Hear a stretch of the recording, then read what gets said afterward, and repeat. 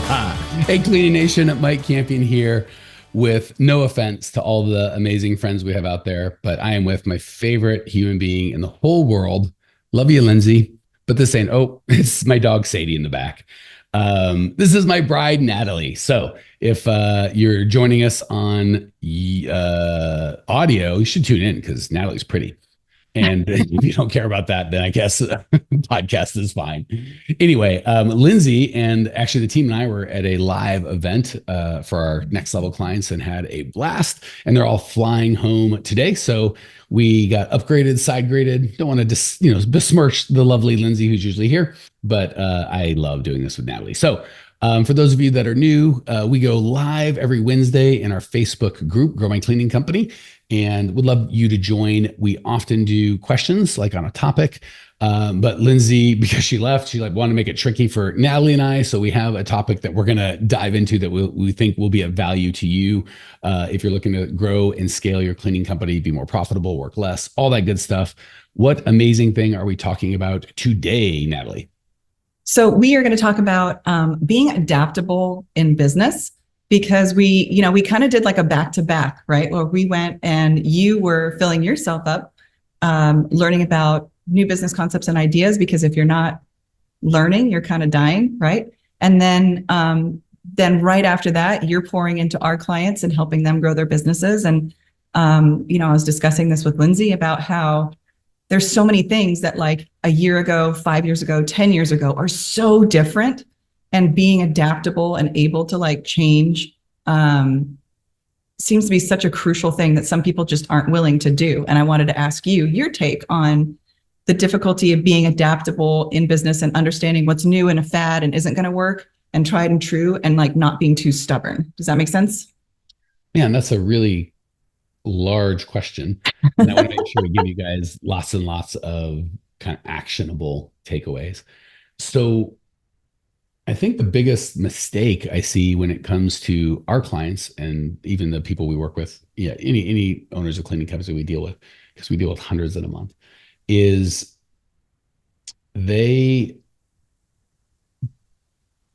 first of all, they make decisions based on emotion instead of data. So when it comes to not being adaptable, they kind of are stuck in what their gut feels or what they're comfortable with. And sometimes it's a mixture of, I don't know what the data is. I don't know how to get it. I'm afraid to do the work to gather it. And if I did gather it, I don't want to look at it because it might not tell me what I want to do. So that kind of keeps, it's the opposite of being adaptable so they kind of just go with our gut, right? And our gut lies to us all the time. Even as you get better and better in business, at all levels, our gut gets better in some regards, but at the foundation, it is just, gosh darn, data will really lie to you less. And the second thing I would say is we kind of get stuck in what we've done. And we're really afraid to change. And I'm a big fan of, is what you're doing working? And if the answer is yes, then it's not so much being afraid to change. A lot of times we'll forget and do something different. Like, well, that was sexy or that worked, but this is new and fun. So we'll try that. So we over adapt. And then the other side of that coin is under adapting, right? What I'm doing isn't working, but I'm afraid to do something different. And it's sad because what'll happen is oftentimes when people come to us, they knew there was a problem in their gut 6 months ago, but the pain wasn't high enough. So they're like, they made this deal with this. I don't know that they knew they made this deal until current day, but I want to pay more price. I want it to be more painful. I want it to be more awful before I really do anything. And they kind of stay stuck that way. So I know those are kind of general answers, but it's a fairly general question. What say you? These get harder. So. Good Lord. You might need a smarter guy. So for you, I want to kind of ask kind of an AMA thing. What was lifetime? Like, you've had businesses for 25 years now, probably longer than that, 30 years? 30 years? So Nathalie's calling me old. I'm 50. You are. Bought my first business when I was 23. So whatever that math is, that's how long. So what was the biggest aha or like adaptability moment that you've had? Like where you were like, this is how it's going to be. And then you had this aha moment or this revelation that benefited you the most. Like, what would you say is the biggest letting go of something that you held so dear to take it to the next level? That's a really good question. It's awkward. It's a weird one to talk about with my bride, who I've been married to for 14 years. And that actually, like the other woman. no, it does. It is the other Okay. woman. So again, my bride and I have been married for 18 years or 14 years, together for 18. But prior to that, I was married and my wife left. And when she left, I was bankrupt emotionally, spiritually, financially, like done, couldn't afford to pay attention.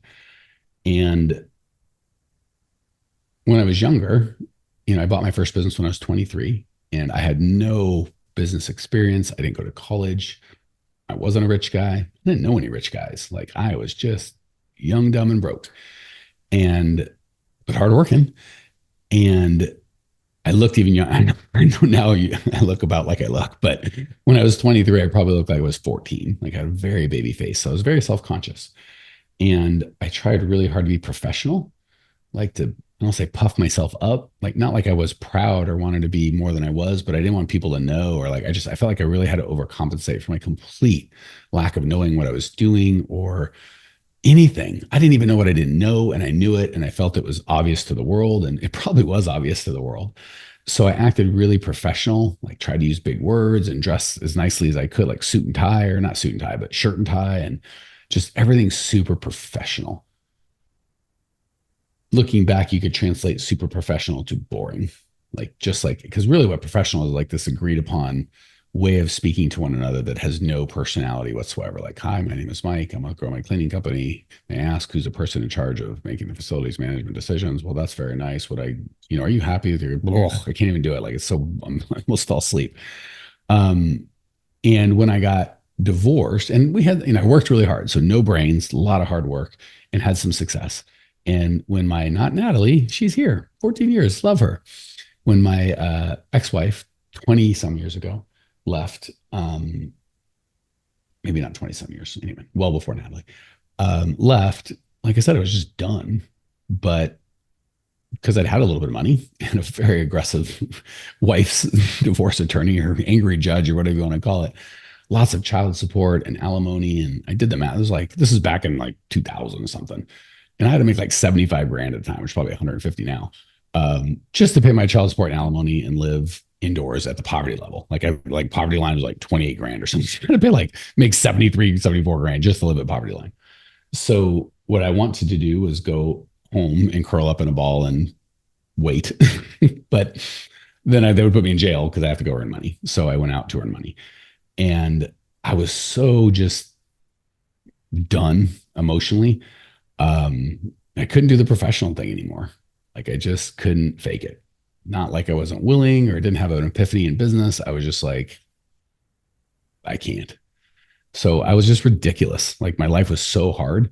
When I called clients or employees or any of the team, I was just my own ridiculous self. I'd say stupid things. I'd be real. I'd be just myself. And I thought 90% of the people will probably not deal with my shenanigans, but I can probably make my minimum, my poverty level income and pay all my bills with the 10% that, have pity on this broken young dude at the time. And I was shocked. It was opposite. Everybody loved it.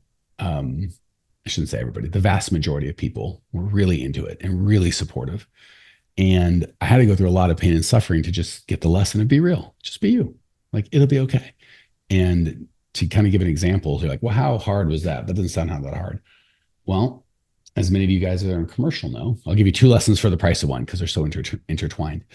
A lot of our clients want to do like net 30. And I was in contracting where like net 30, net 60, progress payments, work now, get paid never, just a bunch of like really bad terms. And when I was younger, I didn't know I could do anything different. I didn't want them to think I was a rube. It was like, oh, I can't afford to like do net 30 terms. Like I'm a little business. I can't do that. So I'm like, oh yeah, net 30, of course. Trying to sound all like I knew what I was doing and like, sure, net 30, of course.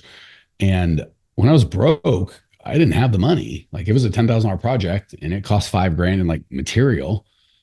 I didn't have $5 grand. So there was no net 30, not because, it was embarrassing. I would have never said it if I didn't have to, but you don't have $5 grand. My credit was shot because I was bankrupt. Right. So I literally just like, hey, Natalie, or whoever, mostly dudes because it was construction. Hey, Nathan, um, I don't have the money. I would love to do this project for you. I'm really confident I can. But brother, I don't have the money. So not only can I not do net 30, I can't even do pay on demand. I would need you to give me $5,000 today so I can go buy the equipment or buy the materials I need. And then you could pay me the other half net 30. Like, what can I do? I can't, if that's what you choose to do, I'm screwed. But I really need that money when I get done. And I thought people would laugh me right out of the goddamn building. But what do you do? I had no options, right? It's not like I couldn't not work. I go to jail. Couldn't pretend I had money. They're going to find out real quick when I can't buy equipment. So the two lessons I learned were really the big lesson, just to be real, right? And I wish I could say I learned it because I was smart. I wasn't. I had no choice. I couldn't put on the fake emotional face, and I didn't have the money to do net 30. And I was shocked. Like when I was real, people really dug it, like way more than I was fake. Most people liked real Mike over professional Mike. And enough people said yes to my terms. I was able to get right. And actually I grew faster during that, like way faster. So just those two things. Well, and I'll give you one more. So you asked for one, I'll give you three, because these are the big shifts I had, and they really all had such a huge impact. So number one, just be you. And I honestly, looking back when I was trying to be all professional, I got to imagine anyone with half a brain cell that I was trying to fake it with knew I was just a young, dumb kid. So like it wasn't all that, no one was falling for it in the first place. Well, you looked like you were about 12. So yeah, like it didn't help. Yeah. Now I saw a picture of me back in the day when we first met. Like, God dang it, I was so young and good looking. I'm so sorry, baby. Like I did the best I could, but I'm getting old. And she still looks great. So wildly beneficial to me, and also unfair that she's stuck with kind of the old dude. So the first one is just to be real. It was so much more fun. Like just so much more, like instead of worrying anyone's going to find out who I am, what I got going on, just showed them who I got. If they want to run, they can run. And it was shockingly, I thought people would not dig it. They did. And again, I don't have the money. That worked. Gosh darn it. There was a third piece, and it was just running the business with your core values. Like I really discovered, for me, I discovered in that time, have fun, make money, be real, and help out. That's really who I was at my core. And when I was able to articulate it like that, I attracted other people that had those same values, and we came together all rowing in one direction. We'd attract clients that were super into those values, and everybody wanted to be a part of the team. And I realized, I thought being in construction or providing a service or cleaning or whatever I thought I was doing was what made the money. Really, I learned just getting a vision that people want to be a part of, creating something that people are like, I want that, is pretty appealing. And the cool thing is, if you're like, well, I can't do that, you have a different story or whatever the case may be. Yeah, it was just my core values. So, and I attracted a bunch of people that my vibe. And there was a lot of them weren't my vibe. I'm sure I know I repelled a lot of people that weren't my vibe. But the cool thing is there's so many people that were my vibe. Say there's only, out of the 6 billion people in the country, or the several million in my area, maybe there's only 10,000 that had my vibe. You can make a living on a couple hundred. Mike Campion here. Do you ever listen to the podcast and go, this is great information, I just wish I could actually get it implemented, and I wish I could get some help? Well, we do that. If you would like either myself or my team's help actually coming up with a plan that's specialized to you and your business, because with these podcasts, obviously we have to be very general and we can only go 20 minutes at a time. If you'd like to jump on a call with myself or my team, go to growmycleaningcompany.com/talk. We'll jump on a call. There's no charge, and we'll help you get some absolute clarity around exactly what to do next and how to do it. The reason we don't charge for these calls is the plan that we come up with, people want help implementing that. If that's the case, we're happy to talk about it. And if it's not, that's okay too. We're happy to just help you come up with a plan. So if you want to translate the information you're learning here into an actual plan that can change your life, give us a ring, growmycleaningcompany.com/talk. Love to either myself or have one of our coaches walk you through and actually personalize the content you get here to where you're at with your business. Talk soon. So you don't have to be like me, just be you, right? And maybe you and I are opposite, and you being you is going to repel me, but I'd probably drive you nuts anyway. But the people that are like you are really going to dig it. So that be real, living your core values. That was a game changer. And I wish the story was, the moral of the story is, look how smart Mike is. He adapted. It was exactly what I'm telling you guys not to do, which is Mike required so much pain to pay attention. He had to pay a lot higher price. I adapted when I had to, and it was really painful. So I want to encourage you guys and gals, adapt before the pain hit you, and when you get to, not when you have to. So that was a long rambling story. Um, Feel free to ask any questions, fill any blanks, or tell me to shut up, depending on how you felt that went, Nathalie. Well, I obviously know that story. But I think it's a really poignant story. I think a lot of people that we meet are professional for the sake of professional, or they're putting on some kind of like air or facade because they're insecure, and their insecurity kind of comes through it, and it bites them in the butt, right? They're not happy either. If you can't be genuine with who you are and you're forcing yourself to be somebody you're not, kind of defeats the purpose, really. I mean, making money is obviously the first one, but if you have to like be someone you're not to be successful, it doesn't sound like you'd be in alignment and happy with that. Okay, second question. You've been in business since the dinosaurs roamed the earth. What do you think? That's obviously not true, but thank you for the shot at my age. But I will say, I'll give you a real one. So you'll be like, oh my gosh, he didn't kid about being old. He's old. I've had Yellow Page ads, and not like when it was funny and like ironic, like actual, this is how you roll, but you got to be in the Yellow Pages and you got to go. So effectively, when the yellow dinosaurs of marketing roamed the earth, there I was throwing money at them. And they were the Titan, and you couldn't fight the Yellow Pages, and now they're gone. So be on your heels, Facebook. We're coming for you. It's coming for you. So the beginning. So what do you think is the most interesting, or like you were talking about, like with the Yellow Pages, like being in the beginning, like you had to market on the Yellow Pages and now something's totally different. What do you think is the most different thing that's happened from like when you did business, when you started, like kind of like what people had to do versus now? Like, for example, you had fax and now you've got wireless. Like, what do you think is the biggest shift in quote unquote any kind of like brick and mortar or service business then versus now over the last 30 years? Well, let me answer that in a different way, because I think that might be mildly interesting, but not super helpful for businesses. You'd be like, oh, that's different. Like, great. Now, how do I build my cleaning company? So let me answer that question in a way I think might be a little more helpful for people to grow.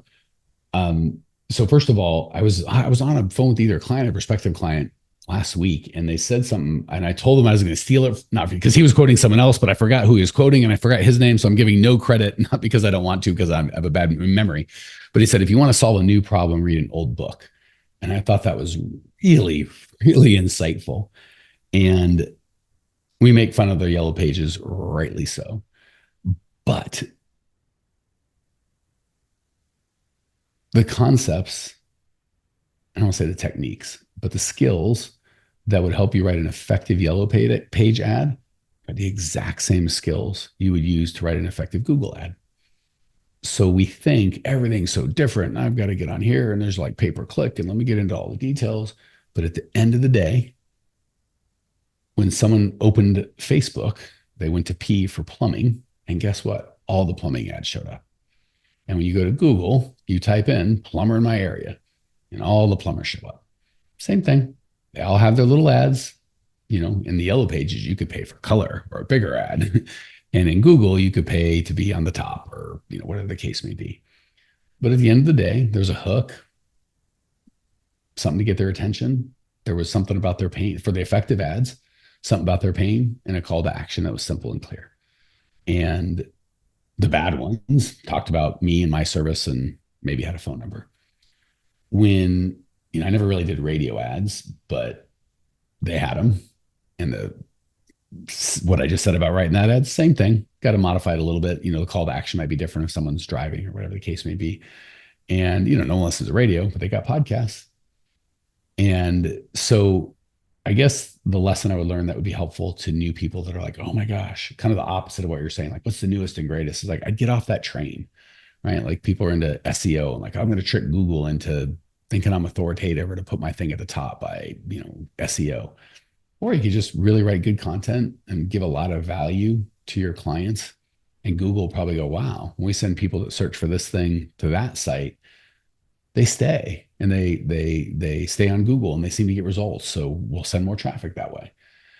So I guess really what I'd say is if you want to solve a new problem, read an old book. And the old book is marketing. It's how to write copy that's effective. It's how to know your client. It's how to construct a good call to action.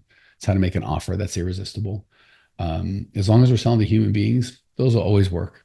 You can do them in the Yellow Pages. You can do them in TikTok. You can do them in Snapchat. You can do it by direct mail, whatever the new thing is at 2 years, everybody on that, you'll be able to do it on that too. So yeah, I think that would be it, is don't get hyped up. And again, there are kind of quick fortune. I'm not saying nobody made a bunch of money on SEO or pay-per-click, but you kind of got to hit the wave and you got to be early and you got to know how to do it. And there's a lot of luck involved and it typically goes quick, right? Like, all right, I rode that wave for a couple of years and everybody else got in and maybe I made enough money for my whole life and maybe I didn't. So I'm not saying there's nothing there, like it's a scam or, a mirage, but you know how to market, you're always going to be good. And you know how to sell, you always have money.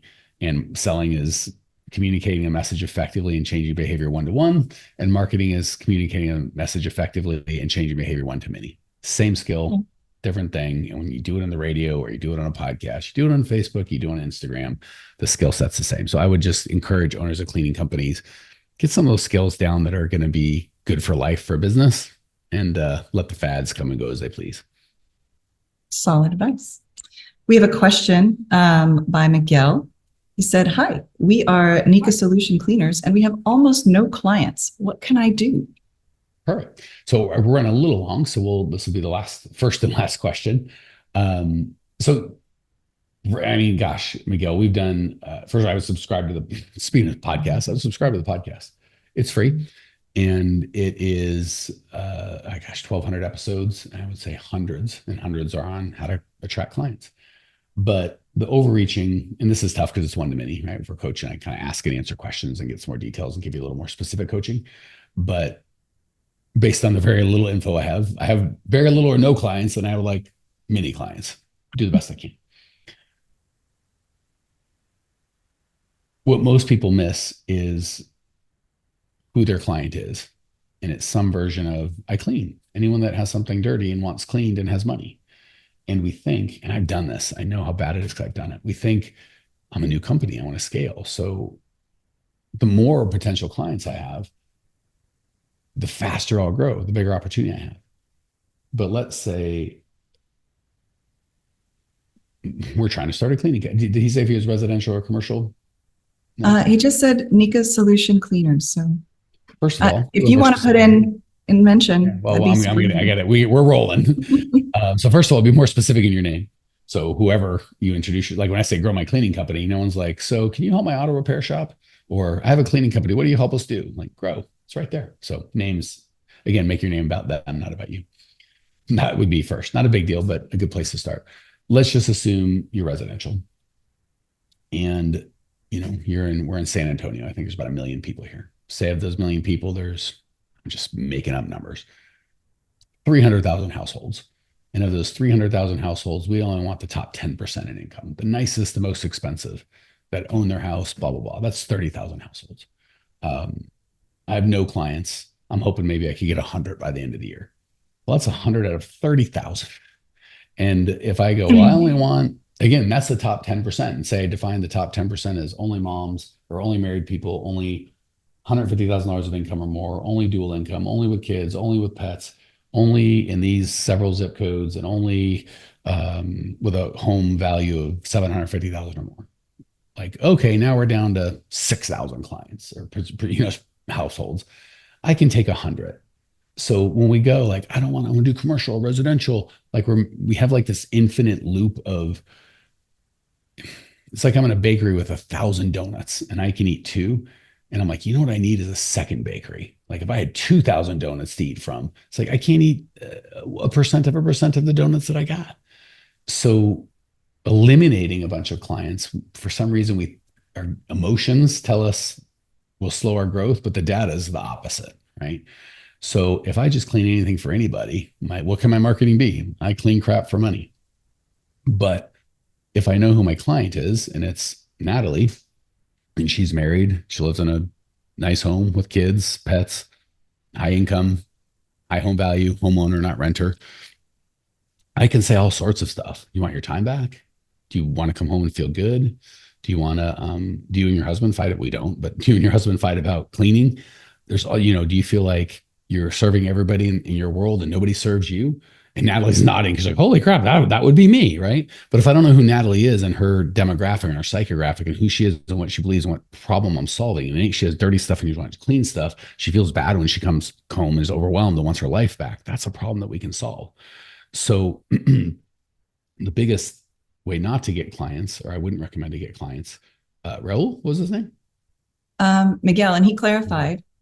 He said, I've worked for people who don't even want to pay. I have 2 people we went to clean for, and they haven't paid me for the work, and now they're not answering me. Okay, so we're getting off. Totally. Yeah. Yeah, I'm sure Miguel's got lots of problems, but we're broadcasting, and we have one question.